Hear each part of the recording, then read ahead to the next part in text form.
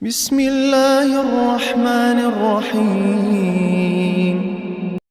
ایک بار حضرت صلی اللہ علیہ وسلم لوگوں میں بیٹھے ہوئے ان سے باتیں کر رہے تھے۔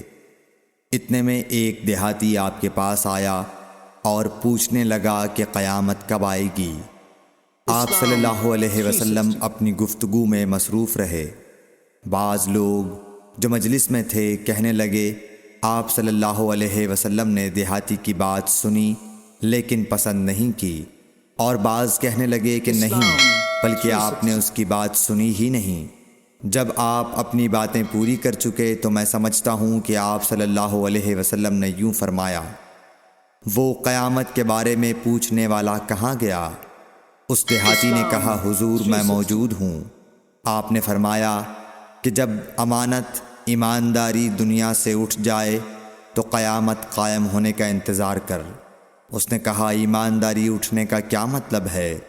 آپ صلی اللہ علیہ وسلم نے فرمایا کہ جب حکومت کے کاروبار نالائق لوگوں کو سونپ دیے جائیں تو قیامت کا انتظار کر۔